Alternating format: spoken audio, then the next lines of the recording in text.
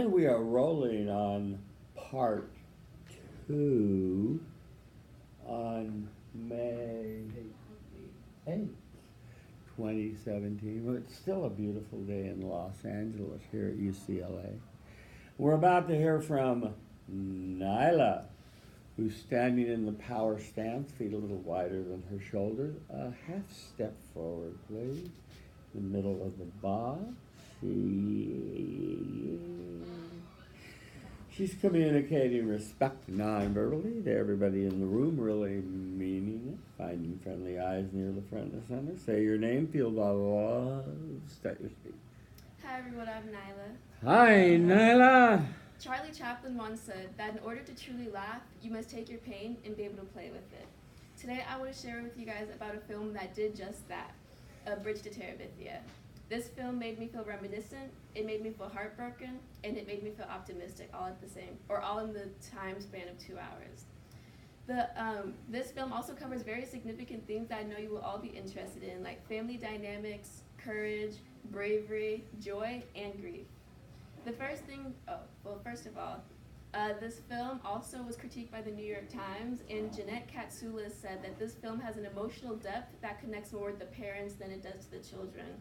And then in the Rotten Tomatoes, Nick Levine said that this film also covered a surprisingly wide scope for a family movie, and I agree with both of these critiques. When I went to see this movie in the theaters about 11 years ago in 2007 when it came out, not only was I brought to tears, but my own father was as well. The first thing I'm going to share with you guys is how this film made me feel reminiscent. Throughout the movie, for anyone who hasn't seen it, it follows the story of Jess and Leslie. They're both 12-year-olds, and they're in middle school, and they're both kind of outsiders in their class. They don't have very many friends outside of each other.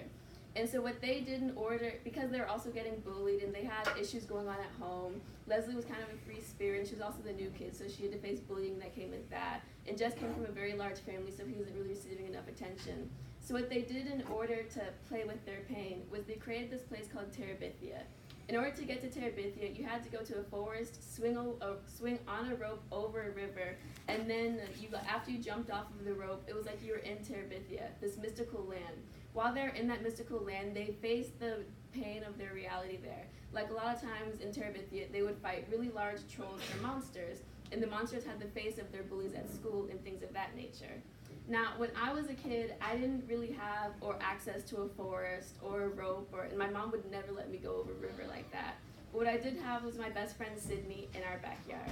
Now, I was also similar to Leslie. I was the new kid in school, and I didn't have very many friends. I was kind of shy and a little more soft-spoken than others, so I didn't have very many friends except for my next door neighbor, Sydney. She lived 3 houses up from me. And Sydney was also like me. She didn't have very many friends. And we also didn't go to the same school, so we didn't even really have each other in school. But every day when we came home, we would play in our front yards, and we would act like not like we were in Terabithia, but like we were in a mystical land that changed we used that mystical land kind of to also fight our bullies similar to that and handle our issues through that. And then when I was watching A Bridge to Terabithia again about a few weeks ago, it reminded me of my friend, or Jess and Leslie's friendship reminded me of the friendship that I had with Sydney. And their Terabithia reminded me of the Terabithia that me and Sydney created. The next thing that this film made me feel was heartbroken. A Bridge to Terabithia has kind of a sad note more towards the end. The main character, or one of the main characters, Jess, on a Saturday morning, his teacher had called him and asked if he wanted to go on like a one-on-one field trip to an art museum. And so Jess obviously was very excited, so he ran to wake up his mother, but his mother was so tired from like dealing with all the kids, like she didn't really hear him when he was asking the question. So she was just like, yeah, like sure, go ahead. And so Jess went on the field trip for the entire day, and he also didn't invite Leslie even though he had the opportunity to. And so when he came home that day, he found his parents just in a frenzy, and all these police cars like outside and stuff, and so he was like, what's going on, like what's wrong? And his parents were like, oh, like, we're so glad you were safe. Like, we didn't know where you were. His mom had forgotten that he'd went on the field trip with his teacher. And he was like, well, why are you all so worried? And it turned out that Leslie had died when she was trying to go to Terabithia because the rope on the tree had broken. And so for me, I never experienced death as a child, but I know what it's like to lose your best friend at a young age. For me, my best friend Sydney, we'd been best friends since I was about 8 months and she was about a year old, and we'd always lived up the street from each other. But one day, her mom decided that she was going to send Sydney to North Carolina to live with her aunt. And North Carolina was very far from San Diego, which is where we were from. And it literally happened, the change happened within a matter of 2 weeks. And we also didn't have phones or emails at the time, so there was no real way that we could connect with each other or talk to each other. And so watching how Jess had to deal with Leslie's passing, and her loss reminded me of when I lost my best friend, Sydney. The third thing that this film made me feel was optimistic. And throughout the entire film, Jess, he was a middle child, and he had a younger sister named Maybelle. And Maybelle is kind of like the annoying sister that's normally portrayed in movies. Like, she's genuine intentions, but she's always annoying to the older sibling. And then throughout the entire film, she'd been asking Jess, like, can I go to Terabithia with you? Like, trying to come. And each and every time, he was like, no, like, you can't come. Like, Maybelle, like, just leave me alone. And so then at the end of the movie, or towards the end, after Leslie had passed, one day Jess decided to rekindle he and Mabel's relationship, and he ended up taking her to Terabithia and showing her where it was. And so for me, this reminded me of how me and my own sister repaired our relationship. This happened for us about 2 years ago. She's 2 years older than me. Her name's Kaya. But our entire lives, we'd always been fighting, like every single day. Our parents were so fed up with us, like we could never just really see eye to eye. But my junior year of high school, she came to UCLA. And then we didn't really learn how to truly appreciate each other until we were apart from each other for those 2 years. So when I was making my college decisions, I also chose to come to UCLA. And after our absence from each other, we genuinely learned how to appreciate each other, and now our relationship is much better than it was in the past. In summary, I have shown you how this film has made me feel reminiscent, heartbroken, and optimistic. There should be no doubt in this room that this film truly moved me through the whirlwind of emotions it caused me to feel. And like Charlie Chaplin said, in order to truly laugh, you must be able to take your pain and play with it. Jess and Leslie did exactly that when they made Terabithia. They turned their place into somewhere that was physical for them and where they could really fight out their real life demons. Terabithia. Thank you. What was the time? 6 minutes and 15 seconds. Yeah. Thank you. Have you spoken? No. Okay, your turn, sir. What'd you like? I'm Kenneth. Hi, Kenneth. I really like the parallels that you had with every single sort of introduction of each emotion that you had. I think all of us can relate of losing a friend, or not all of us can relate with having a sibling, but the pairing of a friendship or rekindling of is something that we can all relate to, because we all had probably a fight with like some sort of close friend, and then eventually maybe like give it a few months or days, or maybe even years, eventually rekindled and like done good terms again. Mm-hmm. Thank you, Kenneth. How can she grow? Hi, I'm Joanna. I Hi, really like your Joanna. speech. This is one of my favorite movies as well. I think the one thing that I noticed is that you were speaking really fast, so just slow down and use pauses a little more to emphasize your points. That would be better. Right.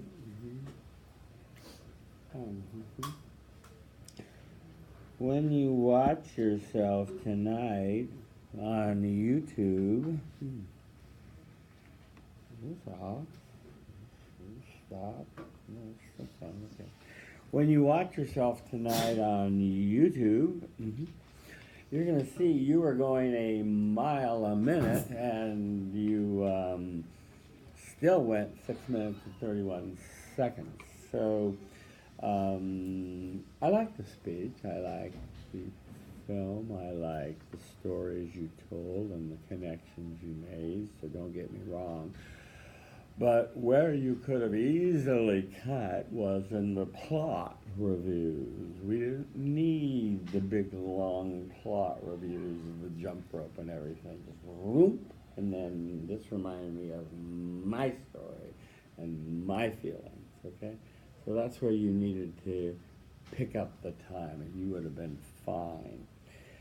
NILAH, yeah, I'd like to see you not only slow down, but build in stops, because that's going to force you to pause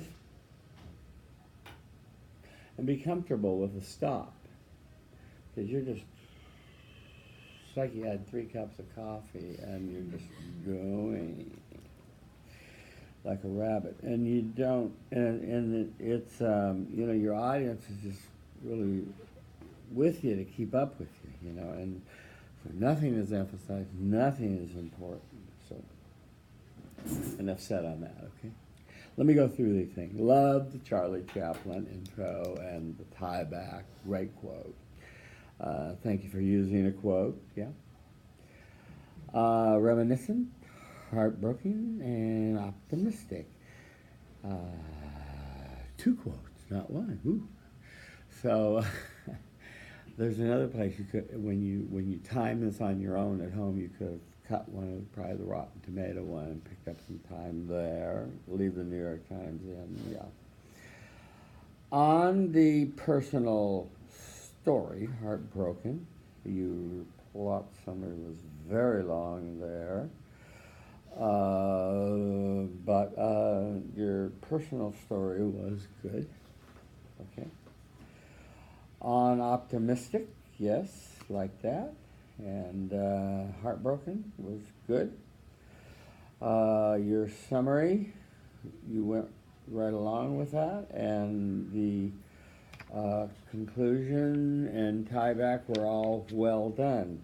I just, when you see yourself tonight, try to get a feeling for, especially Marla, when you're dealing with emotions and you want to re-feel them, give the audience a chance to feel them with you, and take a short pause to feel them too, so we can experience them along with you.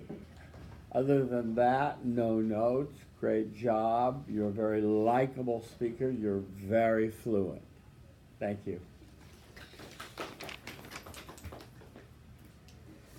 Okay, do we have any others? Do we have one more? Is there Aaron? Did Aaron do his or hers? Yeah, I went already. You went already? Okay, we be done, right? Yes?